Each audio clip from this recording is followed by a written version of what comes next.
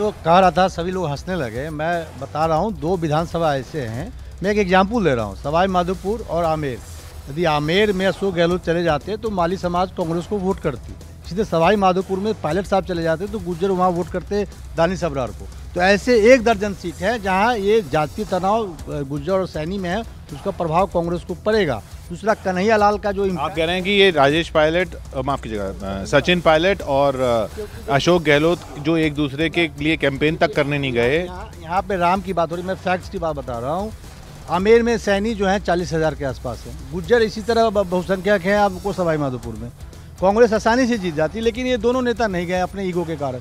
यानी कांग्रेस नहीं जीत रही है राजस्थान? नहीं, एक फैक्ट हो सकते हैं, मतलब आप हारती है तो आप सारे वो हारती है तो के फैक्ट बता रहे हैं ना, इसलिए मैं कह रहा हूँ। विक्रांत, देखिए, राजस्थान की ये काफ़ी चर्चा हो रही है। ये तो बात सही है कि दोनों ने कोशिश की, कांग्रेस लीडरशिप ने, कि सचिन पायलट। एक मिनट में आपको रोकूं क्योंकि अमित मुझे दिख रहे हैं बीजेपी के केंद्रीय दफ्तर में।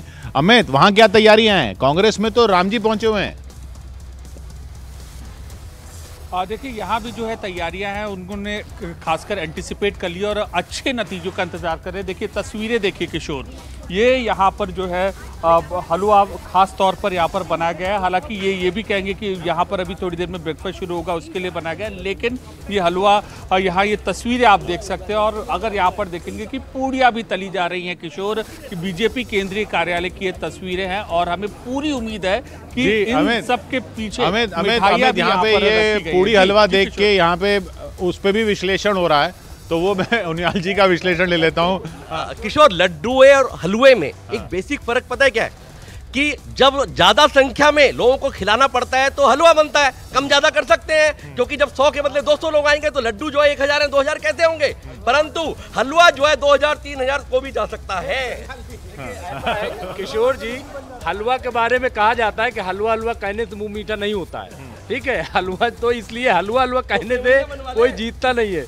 नहीं, आप सेवैयां बनवाना चाहे तो सेवैयां भी बनवा सकते हैं। बिल्कुल बिल्कुल बनवा लीजिए, और मैं बनवाऊंगा, मैं यही बनवा के आपको खिला दूंगा। अभी रिजल्ट आने दीजिए। खैर, चैलेंज जी, लड्डू से भी हलवा बनाया जा सकता है। जब लड्डू फूट जाएं तो उनका भी हलवा बन जाता है। किशोर जी, कार्यकर्ताओं का उत्साह होना ये स्वाभाविक है, होना भी चाहिए। मैं एक बड़ा फैक्ट, मतलब आज मतगणना हो रही है, उससे पूर्व संध्या पे कांग्रेस के चीफ मिनिस्टर कर्नाटका के राजस्थान में कहते हैं कि मामला 50-50 है। तो कार्यकर्ता प्रवक्ता कहें वो तो स्वाभाविक है, उनको मेरी शुभकामनाएं। तो चीफ मिनिस्टर कह रहा है कि 50-50 की लड़ाई है। आप ये देखिएगा, और मैं लॉजिकल सबमिशन दे दूं, मैं सबसे बड़ा जो फैक्टर कहने जा रहा था आपके सामने, वो आदिवासी फैक्टर है। मध्य प्रदेश के अंदर जो है एसटी की सीटें 47 है और एसटी की सीटें 35 है। पिछला चुनाव जो है छत्तीसगढ़ में कांग्रेस इस वजह से जो है स्वीप कर पाई, क्योंकि जो है आदिवासियों ने उसके फेवर में वोट किया। और इस बारी जो है आदिवासी बीजेपी के फेवर में अगर जाते हैं, जिसकी पूरी संभावना है, तो आप ये देखिएगा मध्य प्रदेश बहुत थम्बिंग मेजॉरिटी से बीजेपी रिटेन करेगी। और छत्तीसगढ़ में अगर मतलब ये आदिवासी वाला फैक्टर चला तो हो सकता है कि कांग्रेस वहां से भी सत्ता से बाहर हो। देखिए, मैं ये कहना चाहता हूँ राजस्थान में कि जीतने के लिए आपको पार्टी इंटैक्ट होना चाहिए। कांग्रेस को आपसी लड़ाई से ही फुर्सत नहीं थी, मुख्यमंत्री अपने ही उपमुख्यमंत्री। लड़ाई तो राजस्थान में बीजेपी में भी बहुत हो रही थी। उस तरह से नहीं, किसी नेता ने दूसरे को गद्दार कहा हो और दूसरे कैबिनेट मिनिस्टर ने भ्रष्ट कहा हो, इस तरह का आप एक उदाहरण दे दीजिए किसी भी स्टेट में। राजस्थान ने जो एग्जाम्पल सेट किया राजस्थान कांग्रेस ने, न भूतो न भविष्यति, आपके कैबिनेट का मंत्री गद्दार है, भ्रष्ट है और धोखेबाज है और कैबिनेट में लिए हुए हो, ऐसा उदाहरण आप किशोर जी बताएंगे? तो कांग्रेस अपने अंतर विरोधों से ज़्यादा जा रही है।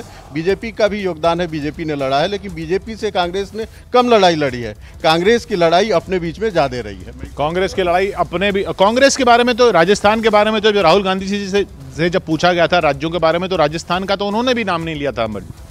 बिल्कुल, देखिए, अगर पूरे ही सारे ही चारों राज्यों की बात करें तो मुझे लगता है कि ऐतिहासिक चुनावी नतीजे आने वाले हैं, जिसमें निर्णायक भूमिका में महिलाएं और युवा नजर आएंगे। और खासतौर से राजस्थान की बात, महिलाएं, आपने एक फैक्टर, जो महिलाओं का फैक्टर सब लोग बात कर रहे हैं कि महिलाओं को लुभाने का अब एक युग सा शुरू हो गया है कि हर चुनाव में महिलाओं को लुभाने के लिए ये कोई न कोई योजना, और ये मध्य प्रदेश से भी शुरू हुआ, कई राज्यों में शुरू हुआ। देखिए, जनता को गारंटी चाहिए, और जो भी सरकार इस तरह की नीतियां बनाती है जहां पर जनता को फ़ायदा सीधा मिलता है, वो सिस्टम भारतीय जनता पार्टी ने क्रिएट किया है कि सीधा सरकार की नीतियों का फ़ायदा जनता तक पहुंचता है, ना कोई बिचौलिया होता है, ना कोई इस तरह का कोई कॉन्सेप्ट है। तो ये अपने आप में बड़ा बदलाव है। और ख़ासतौर से महिलाओं की बात करें, ये नीतियां तो हैं, लेकिन महिला सुरक्षा भी एक राजस्थान में मुद्दा रहा है, जहां पर अन्य राज्यों में जाकर कांग्रेसी नेता कहते हैं लड़की हूँ, लड़ सकती हूँ, लेकिन राजस्थान में एक कांग्रेस का नेता ही सवाल उठाता है कि हमें अपने राज्य की स्थिति देखिए, उसको कैबिनेट से बाहर निकाल देते हैं। तो मुझे लगता है कि ये एक बहुत अहम फैक्टर है, और साथ ही साथ जो पेपर लीक और बच्चों की सुसाइड वाले केसेस हैं, ये भी अपने आप में बहुत असर डालने वाले हैं। खैर लगभग 10 मिनट बाद ये सब खुलना शुरू हो जाएंगे। पहले पोस्टल बैलेट खुलेंगे, फिर ईवीएम के नतीजे आना शुरू हो जाएंगे। जी मुमताज जी। किशोर जी देखिए, ऐसा है, ये लोग कह रहे हैं ये फैक्टर, जब कर्नाटक में बीजेपी हारी तो उसके बाद ऑर्गेनाइजर ने बिल्कुल साफ साफ लिखा कि मोदी मैजिक नहीं रहा और अब इनको स्टेट लेवल पे चेहरा न बनाया जाए, लेकिन ये बात बीजेपी ने नहीं। अच्छा, अगर इस बार ये मोदी मैजिक नहीं रहा, इस पर तो देखिए बहुत लोग बोलेंगे। हाँ, ये बताइए राजीव जी, इस बार भी चेहरा तो प्रधानमंत्री जी का लिया गया सब नहीं, जहाँ जहाँ स्थानीय लीडरशिप थी वहाँ ली गई। जैसे मध्य प्रदेश का अगर आप उदाहरण लें तो मुझे लगता है मध्य प्रदेश में 6 बड़े चेहरों को उतारना या 7 बड़े चेहरों को उतारना इस बात का द्योतक था कि वो अपने ये जो रणनीति है, देखिए इसमें पूरा अलग अलग रणनीति देखिए। कांग्रेस की रणनीति साफ था इस बार कि इस राज्य में जीते तो ये मुख्यमंत्री बनेंगे, ये दिख रहा था, वोटर को दिख रहा था, चाहे वो स्पेसिफिकली कहा भी ना गया हो। लेकिन बीजेपी ने बिल्कुल अलग रणनीति ली कि वो बाद में तय होगा इलेक्शन की। दोनों पार्टियों के काम करने की जो पद्धति है उसमें फ़र्क है। वहाँ कलेक्टिव लीडरशिप है बीजेपी में, और कांग्रेस में इंडिविजुअलिस्टिक रही है, शुरू से ही रही है, उसमें कोई बड़ी बात नहीं है।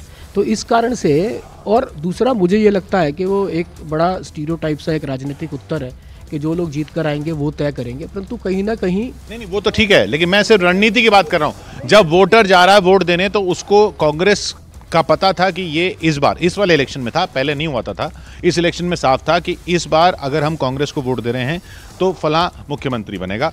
बीजेपी में ये एक रणनीति के तहत लगा, ऐसा किया गया कि ये पता नहीं चले। सर, इसमें एक ही लाइन जोड़ना चाहूँगा। 3 महीने पहले प्रधानमंत्री मोदी गए थे मध्य प्रदेश। मोदी है तो मुमकिन है था नारा बढ़कर अब मोदी गारंटी पर आ चुका है, और मुझे लगता है ये जनता को भाया भी है। महिलाओं को ही, जो उनकी साइलेंट वोटर्स कही जाती हैं, उनको ही भाया है। कई बार सर्वेज में होते, आप सर्वेज में जाते हो। अच्छा, ये महिला की बात की आपने, महिला वोटर की वजह से ही कहा जा रहा है अशोक गहलोत फाइट में आए हैं, उन्होंने भी वही उसी तरह से स्कीम लगाई। उन्होंने काफ़ी फ्रीबीज दी हैं, इसमें कोई शक नहीं है, लेकिन वही हाल मैं कहूँगा ना, 3 महीने पहले गहलोत साहब की हालत बुरी थी, पार्टी में अंदरूनी गलत थी, 5 साल वो सत्ता ही बचा रहे थे, लेकिन 5 साल पिछले 3 महीनों में फ्रीबीज दी है, हेल्थ कार्ड दिए हैं, कैश दिया है लोगों को, तो उनका कम से कम गिरता ग्राफ तो बचा है। लेकिन ये नहीं कहा जा सकता कि राजस्थान के लॉ ऑर्डर को जनता भूल गई, राजस्थान में महिलाओं का जो हुआ है जनता भूल गई।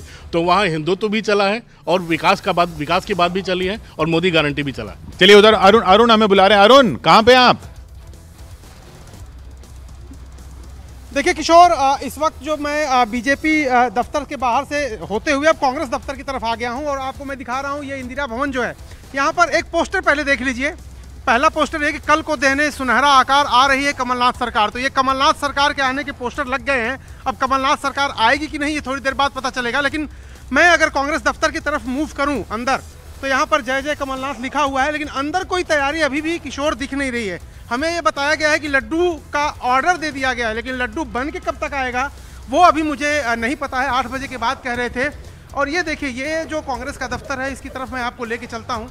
और इंदिरा गांधी ने इसका उद्घाटन किया था, और यहाँ पर एक LED स्क्रीन लगाई गई है। आइए जरा नेगी जी जरा दिखा दीजिए। ये जो है LED स्क्रीन यहाँ पर लगा दी गई है, और मैं पहुँच गया। देखिए चल भी रहा है हमारा ही चैनल यहाँ पर, किशोर हमारा ही चैनल चल रहा है यहाँ पर, और मैं लेके आपको यहाँ पे आया हूँ। LED स्क्रीन लगाई गई है। कार्यकर्ता हालांकि अभी नहीं आए हैं, कुछ लोग ही यहाँ पर इकट्ठा हुए हैं। कार्यकर्ता कब तक आएंगे पार्टी के? बस आने में 8 बजे तक यहाँ सभी लोग आ जाएंगे। अच्छा, 8 बजे आएंगे? 8 बजे तक सभी लोग आ जाएंगे। 8 बजे में तो वक्त ही कितना रह गया? कार्यकर्ता हैं अभी पहुंचे नहीं। 5 मिनट रह गए 8 बजने में। 5 मिनट में ये सारा हॉल कैसे भर जाएगा? बहरहाल ये पोस्टर तो लगा दिए गए, आ रही है कमलनाथ सरकार, लेकिन लड्डू उधर ऑर्डर हो रहे हैं बीजेपी में। प्रदीप, देखिए किशोर जी, कांग्रेस को भी ये पता है कि मध्य प्रदेश के अंदर वो इतनी कॉन्फिडेंट नहीं है, क्योंकि पिछली बार 3 बहुत बड़े आ रही है कमलनाथ सरकार। पोस्टर तो समर्थक भी लगा देते हैं ना, ताकि अगर आ जाए तो कमलनाथ जी याद रखें हमने पोस्टर लगवाया था। देखिए ये तो सब इनके इंटरनल एक दूसरे को करने की, पर आपने राजस्थान में एक पॉइंट कहना चाहता हूँ। इस बार मुख्य मुद्दा ये है कि जो गुज्जर वोट है किशोर जी, पिछली बार सचिन पायलट की वजह से एक तरफा कांग्रेस पार्टी को पड़ा था, और इस बार वो एक एंटी कांग्रेस वोट पड़ता हुआ दिख रहा है, इसीलिए सॉरी